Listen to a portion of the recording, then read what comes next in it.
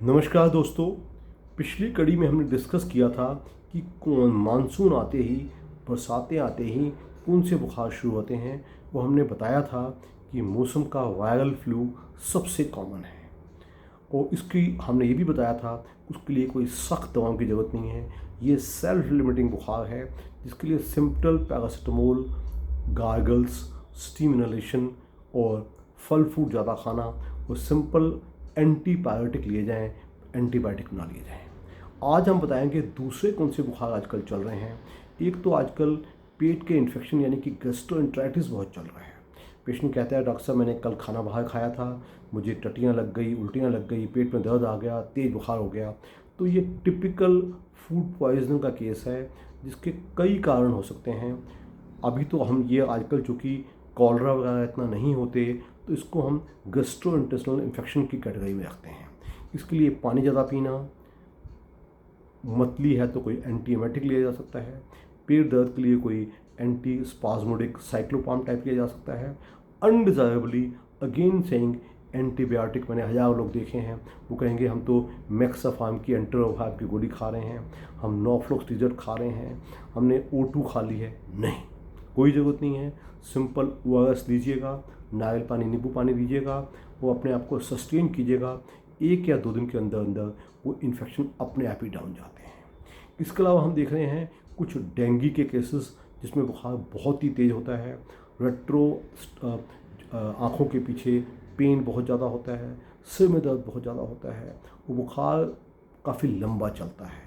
इसमें कोई भी पैरासिटामोल के अलावा कोई भी दूसरा पेन रिलीवर, कोई इबुप्रोफेन, कोई डाइक्लोफेनेक लेने की कोशिश मत करो जिससे कि हमारी प्लेटलेट डाउन हो जाती हैं।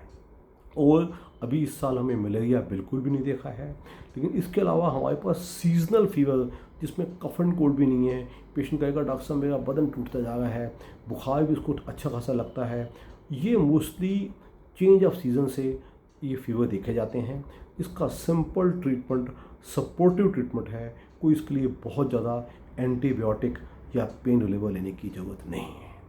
इसके अलावा आजकल हमारे पास सिंपल गैस्ट्राइटिस, डॉक्टर साहब कलेजे में बड़ी जलन हो रही है, मैंने क्या खा लिया जी, वगैरह वगैरह। तो उसके लिए हमें सिंपल एंटासिड लिया जाए या कोई भी ओमेप्राजोल वगैरह कैप्सूल लिया जा सकता है। और सबसे ज़रूरी है छोटी छोटी मात्रा पानी ज़्यादा पीने की कोशिश करना। अनडिज़ायरेबली कोई एंटीबायोटिक वगैरह ना लीजिएगा।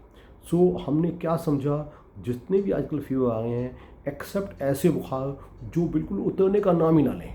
अगर आपको लगा कि आपका बुखार सेकंड थर्ड डे के बाद तेज़ चलता जा रहा है तो हमें रूल आउट करना पड़ेगा ये एंटेरिक फीवर या टाइफाइड ना हो या कोई इन्फेक्शन ना चल रहा हो। उसके लिए बाकायदा ब्लड कल्चर करवाइएगा या टाइफाइड रॉट टेस्ट करवाइएगा या विडाल टेस्ट करवाइएगा, जो कि कम से कम 5-7 दिन बुखार होने के बाद करवाना चाहिए। ये नहीं कि बुखार के पहले दूसरे दिन टेस्ट करवा लिया गया। तो जब तक कोई इन्फेक्शन का सोर्स नज़र ना आए, जब तक बुखार 2-3 दिन से ज़्यादा ना चल जाए, तब तक आपको अननेसेसरी एंटीबायोटिक मत दिए जाए। एक्सेप्ट जो हमारे बूढ़े लोग हैं जो पहले से ही किसी COPD वगैरह के शिकार हैं, तो उसमें हमने देखा है एक्यूट एक्सेसर्बेशन ऑफ क्रोनिक ब्रोंकाइटिस या COPD वगैरह में ध्यान ज़्यादा दिया जाता है।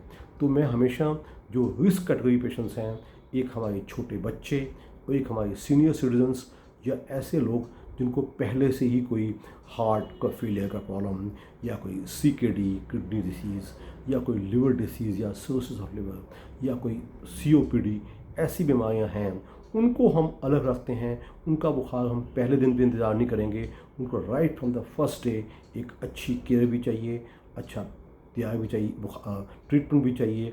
और अगर नहीं ठीक होते नजर आए तो उनको जल्दी हॉस्पिटलाइज करना पड़ेगा। तो आई थिंक इन सलाहों पे आप अमल करेंगे तो आप अनडिज़ायरेबल तकलीफ से भी बचेंगे और ना चाहिए दवाओं से भी बचेंगे।